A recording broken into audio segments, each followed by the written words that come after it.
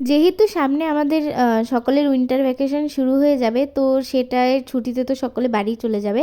তার আগে আমরা ভাবছিলাম যে আমরা সবাই মিলে একটা ভর্তা পার্টির আয়োজন করব। যেহেতু সকলেরই হোস্টেলের খাবার অতটাও ভালো লাগে না, আর এই জন্য আমরা ভাবলাম যে আজকে আমরা নিজেরা একটা পিকনিকের মতো আয়োজন করব, যেহেতু অলরেডি শীত কিন্তু পড়েই গেছে। আর এই দেখুন, পেঁয়াজ কাটতে কাটতে আমার চোখ দিয়ে পুরো জল চলে এসছে, আসলে অনেকগুলো পেঁয়াজ কাটতে হয়েছে। আর যেহেতু আমরা অনেকজন মিলে পিকনিক করব, আর পেঁয়াজ কাটতে গিয়ে আমার চোখের অবস্থা পুরো নাজেহাল, নাকে মুখে পুরো একসা হয়ে গেছে। আর এই তো তারপর ঝাল লঙ্কা কেটে নিচ্ছি, আর কাটার সময় আমার হাতটাও তো লঙ্কা লেগে গেছে। কোনো শত্রু থাকলে না এখন এই লঙ্কাওয়ালা হাতটা তার গালে একদম ঘষে দিতাম। তো যাই হোক, এরপর আমরা হচ্ছে এখানে ডিম ভর্তা করব, যেহেতু ভর্তা বাটি তাই আমরা বিভিন্ন ধরনের ভর্তা এখানে রেখেছি, তো সেটার মধ্যে ডিম ভর্তাও আছে। আর এই তো ডিম আলু এগুলো সব সেদ্ধ করা হয়ে গেছে অলরেডি। আর এখানে হচ্ছে যে খোসাটা ছাড়িয়ে নেওয়া হচ্ছে। আর কেউ কিন্তু বসে নেই, সবাই হাতে হাতে কাজ করেছি সেদিন, যেহেতু পিকনিকে তো কেউ বসে থাকলে হবে না, সবার হাতাহাতি কাজ করতে হবে। আর আমি আছি সব কাটাকুটির দায়িত্বে। আর এই দেখুন, সব বাজারঘাট করে নিয়ে এসে দিচ্ছে ওরা আমাকে, আর আমি বসে বসে এগুলো সব কাটছি। আর এই যে এখানে সব আমার কাটা বাছা হয়ে গেছে, এখন শুধু একটা একটা করে রান্না চড়িয়ে দিলেই হয়ে যাবে।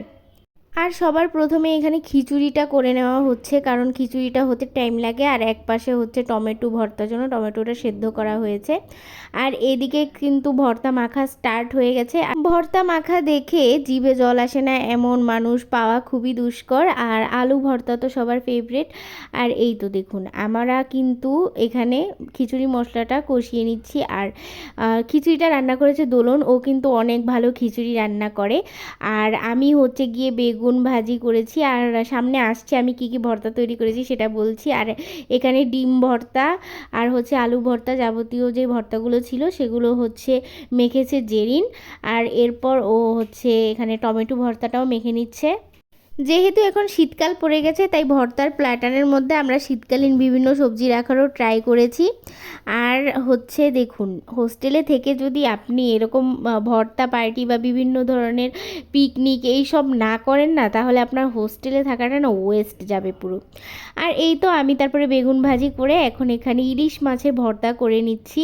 আর আমি কিন্তু একদম মাওয়া ঘাটের স্টাইল ফলো করে এখানে ইলিশ মাছের ভর্তাটা মাখছি। আর এটা যখন মাখছিলাম না, এটা থেকে এত সুন্দর ঘ্রাণ বেরোচ্ছিল, ইলিশ মাছের ঘ্রাণেই কিন্তু অর্ধেক ভাত খাওয়া হয়ে যায়। আর এখন তো আমি ভর্তা বানাচ্ছি, তো এই দেখুন কি লোভনীয় লাগছে দেখতে, খেতেও কিন্তু দুর্দান্ত হয়েছিল। এর মধ্যে আমি কাঁচা লঙ্কা, তারপরে হচ্ছে যে ধনে পাতা, পেঁয়াজ এগুলো খুব সুন্দর করে ভেজে তারপরে দিয়েছি। আর এরপর আমি মেখে নিচ্ছি ডাল ভর্তা, সেটার জন্য এখানে আমি পেঁয়াজ আর হচ্ছে ধনে পাতাটাকে ভালো মতো মেখে নিচ্ছি, আর তারপরে ডাল ভর্তাটা মাখছি। আমার হাতের ভর্তাও কিন্তু অনেক মজা হয়, আর আমি যেই কটা ভর্তা মেখেছি সেগুলোও কিন্তু অনেক মজা ছিল। সব মিলিয়ে প্রত্যেকটা জিনিস কিন্তু একদম পারফেক্ট হয়েছিল। আর আমাদের মধ্যে অনেকে আছে ঝাল কম খায়, আবার তাদের জন্য কিন্তু ঝালটা ব্যালেন্স করে দেওয়া হয়েছে। আর ডাল ভর্তাতে যদি একটু বেশি করে সর্ষের তেল না দেওয়া হয়, তাহলে কি ডাল ভর্তার স্বাদটা ওঠে বলুন তো? অবশেষে এই তো আমাদের সকল ভর্তাগুলো বানানো শেষ, এখন আমি সুন্দর করে এগুলো বেড়ে নিচ্ছি। আর এই তো আমাদের আয়োজন আজকে, সালাড ছিল, আর ছিল বেগুন ভাজা, ডিম ভর্তা, আলু ভর্তা, মাছ ভর্তা ছিল, টমেটো ভর্তাও ছিল, আর ছিল লেবু, শসা আর খিচুড়ি। আর এই হচ্ছে আমাদের পুরো আয়োজন। আয়োজন করতে তো প্রায় অনেক ঘন্টা চলে গেছে, মানে তখন প্রায় রাত 12টা-1টার মতো বাজে, আর খেতে খেতে উঠতে উঠতে আমাদের 1:30-2টোর মতো বেজে গেছিলো। আর এই তো এই ছিল আমাদের পুরো ভর্তা পার্টির আয়োজন। এরপর একটা সুন্দর করে প্লেট সাজালাম। আর দেখুন তো কেমন লাগছে এখন দেখতে, পুরো সুন্দর লাগছে না? ও হ্যাঁ, মাংস ছিল, সেটার কথা তো বলতে ভুলেই গেছি। তো এই ছিল ওভারঅল আমাদের ভর্তা পার্টির একটা সুন্দর ভিডিও। আশা করি আপনাদের ব্লগটা ভালো লেগেছে। ব্লগটা কেমন লেগেছে সেটা অবশ্যই আমাকে কমেন্টে জানাবেন। আর আপনারা কি হোস্টেলে থেকে এই সব ভর্তা পার্টি করেন সেটাও কিন্তু আমাকে অবশ্যই জানাবেন।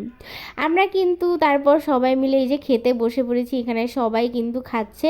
আর সবাই খেতে খেতে আমাদের পেট এত ভরে গেছে যে আমরা আরও দুজন অতিথিও খাইয়েছি। তাহলে দেখুন আমাদের আয়োজন কত বড় ছিল। খিচুড়ি শেষ হয়ে যাচ্ছিল কিন্তু ভর্তা শেষ হচ্ছিল না, এমন একটা অবস্থা। আর এই তো তারপর আমিও খাওয়া স্টার্ট করে দিলাম। সবাই তো খেয়ে বলছিল যে খুব ভালো হয়েছে, এখন আমি খেয়ে দেখবো যে কেমন হয়েছে। আসলেই সত্যি অনেক মজা হয়েছিল, একদম দিল মে চাক্কু সেরকম ব্যাপার। আমরা কিন্তু একা খাইনি, এরপর কিন্তু আমরা ওদেরকেও খেতে দিয়েছিলাম। টাটা।